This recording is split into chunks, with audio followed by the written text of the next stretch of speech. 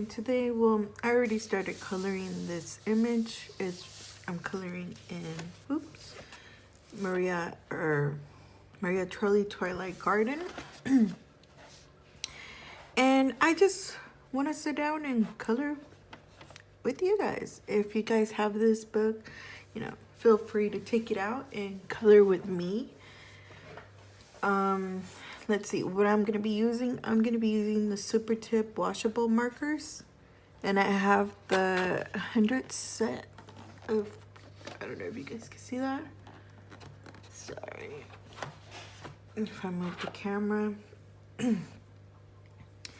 So you might, just a little quick disclaimer, you might hear noises in the background. My daughter's awake and the grass cutter is here today to cut the grass. So, yes. So what I'm doing is I'm going to be coloring with this dark purple color. I put it on a clear matte sheet. I feel like that works better for me. And I'm just going to grab a little bit of water, swirl it around right here. And then just go in like that. And I make sure I have my little cotton pad here on this side to color. I'm just going to show you how I color my little lotus flowers. So let's get started. Let's see. The reason why I don't do coloring chats is because I get so concentrated in coloring that I forget to talk or speak, better yet. But I do have a few questions for all of you guys out there that are watching my videos. I've been seeing this tag or post on my Instagram, and I kind of wanted to ask you guys, how long does it take for you guys to color a coloring page? For instance, me, it takes about 3 to 4 days to probably up to 2 months to color a page, because I easily get bored. I get bored doing the same page, so I tend to jump around and do other coloring pages. I don't know, maybe I'm just weird. But yeah. Okay, the second question was, which coloring book do you have the most completed coloring pages on? For me, I would have to say, I think it's in between The Beautiful Women of the World and A Million Bears. I think that's what it's called. I think that book or coloring book, The Million Bear, for me, every time I see it, it makes me laugh. I just think the whole illustrations are so funny to me. I don't know. Like I said, I'm weird. And yes.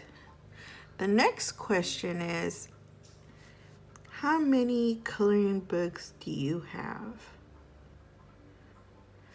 To tell you the truth, I think I might have about 15 to 20 books, because the reason why I'm saying 15 to 20 books is because I gave away a few of them, and I'll be doing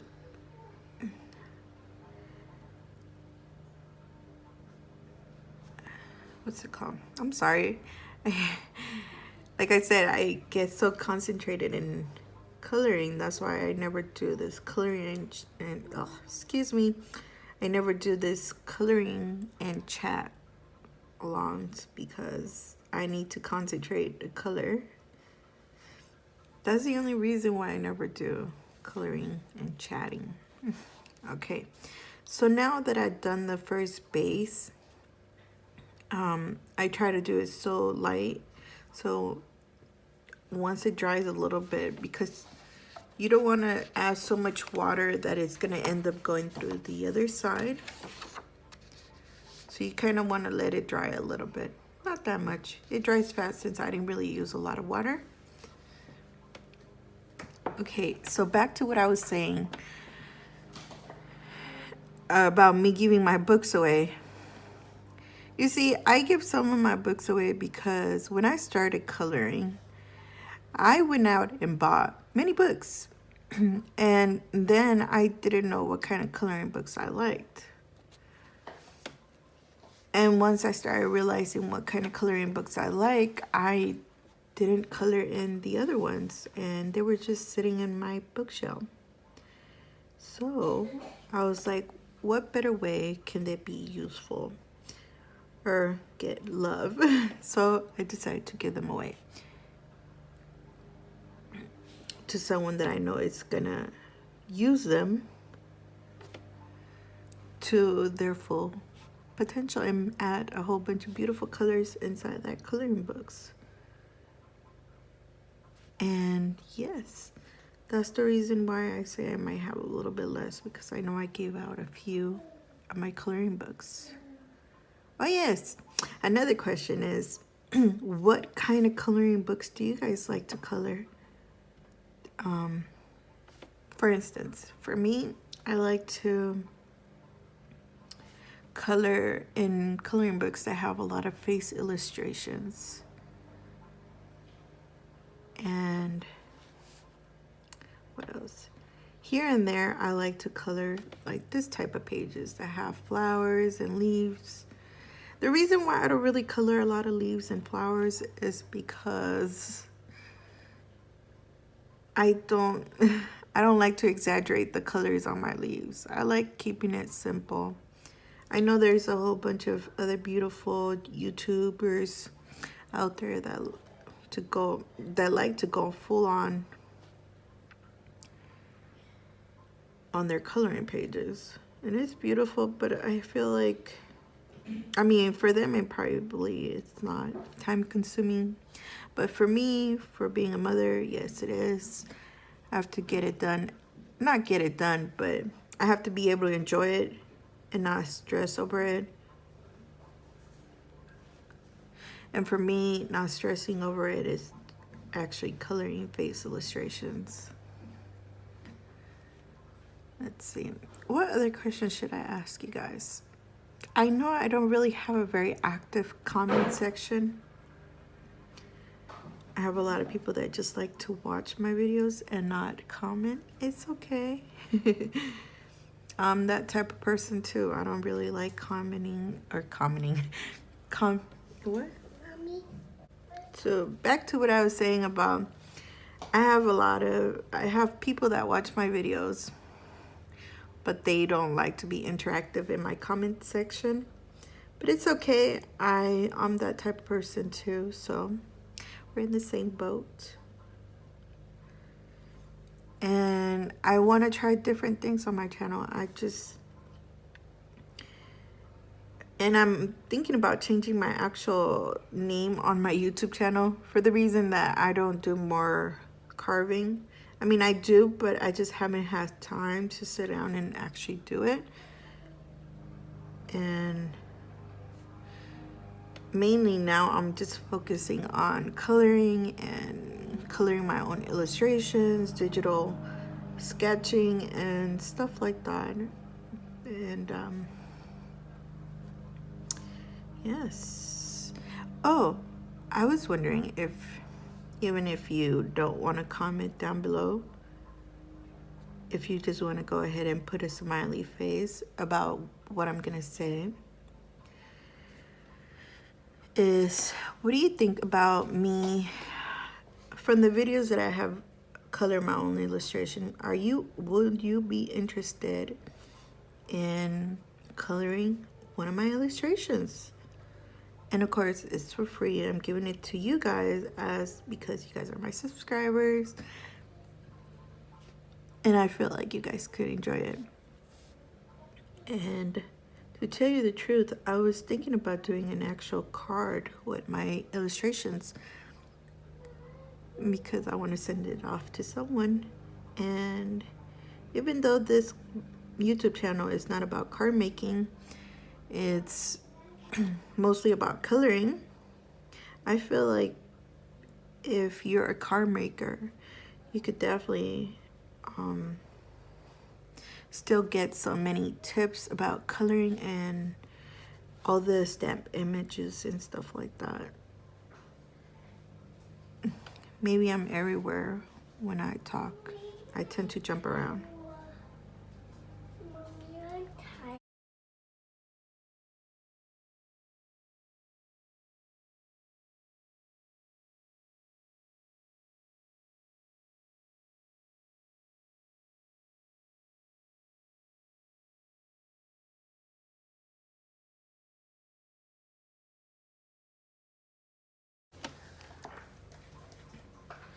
So now that I have my lotus on, my lotus finished, I'm gonna go in on this one and add more color because I wasn't sure what I wanted to do with my lotuses. So my lotuses, who says that? So when you see my brush moving to the side, it's because I clean off the tip so I don't spread the color too much up.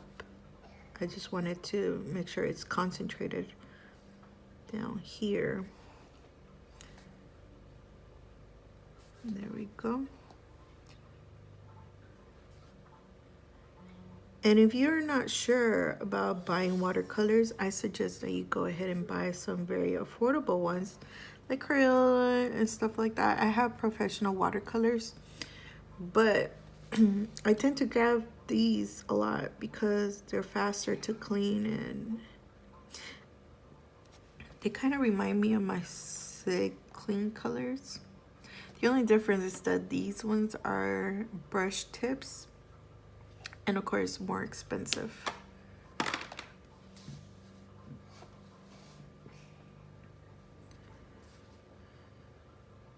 So yes.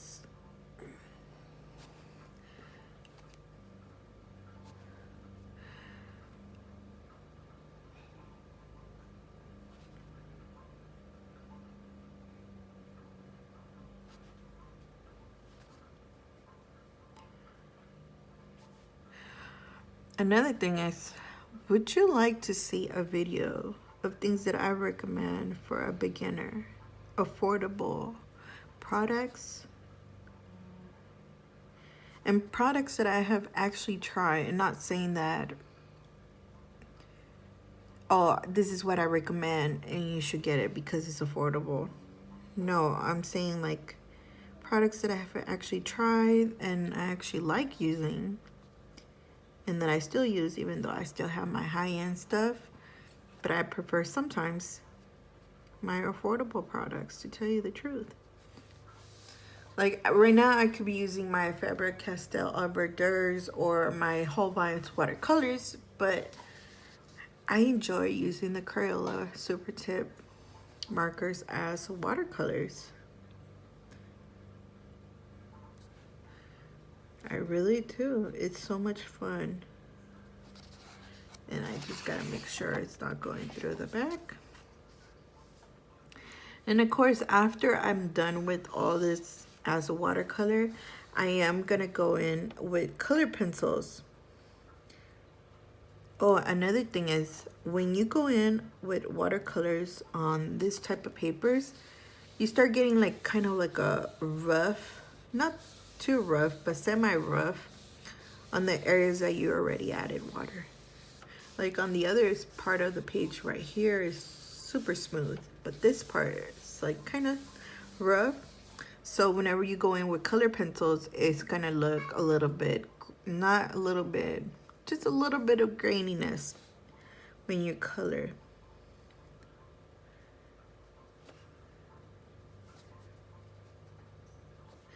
My bird, you know what? I'm not good at coloring animals. I'm really not. I always forget to look up palettes for my birds or animals on this coloring book, so they always come out looking kind of funny, or I tend to ruin the image. But it's okay because I enjoy coloring it even if it comes out messed up. So there we go. I finished my little lotus.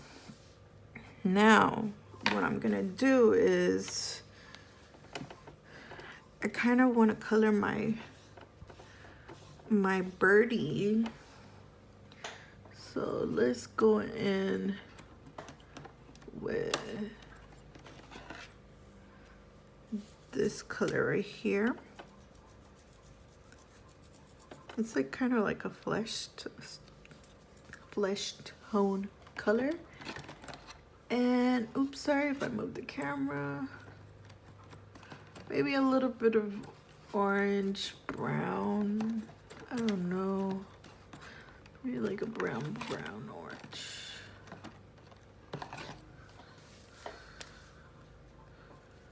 I'm gonna add some orange right here. Some of this color right here. Oh yeah, you know, I changed where I record. Now, I like to sit originally where I relax. So I know for a fact that this, where I sit down, my table is not as sturdy, which I am planning to fix it. But for the meanwhile, the only way that I could actually record and sit down and record now is recording in the area that I like to draw. So, yes. So I'm gonna squeeze out a little bit of water, just right there. So, I'm just gonna go in and let's see, where does this birdie go? Okay. So we're gonna put some right here. I don't really know how I'm gonna go about this. I just don't want it to have rough edges.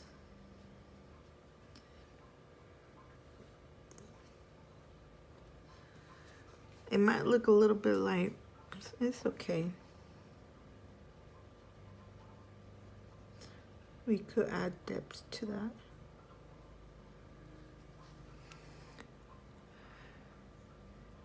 Go some orange right here.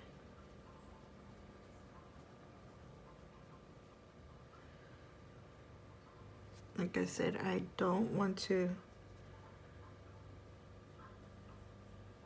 have any rough edges. I want it to look very seamlessly.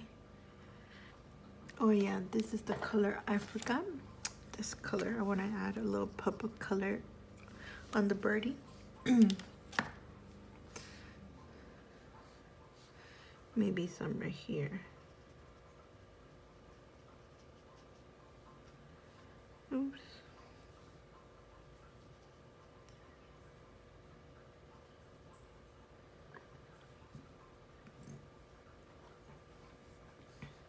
It's okay if your color doesn't look as well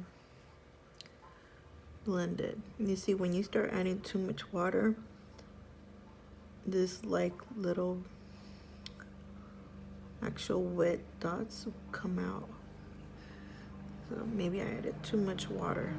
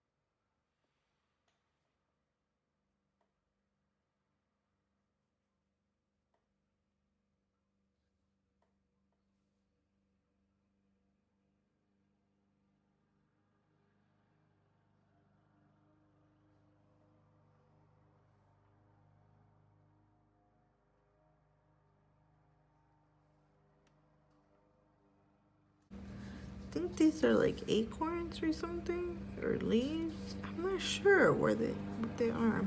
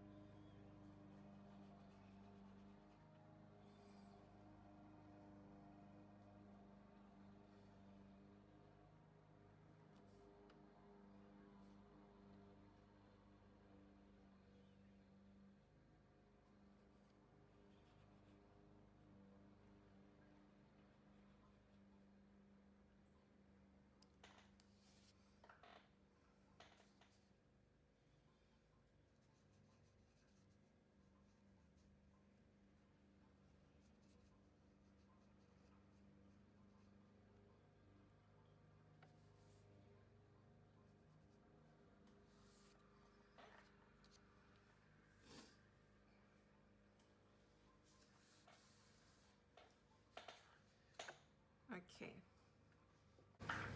So I'm done for the meantime with this, and I'm gonna let it dry. And once it's dry, then I'll continue.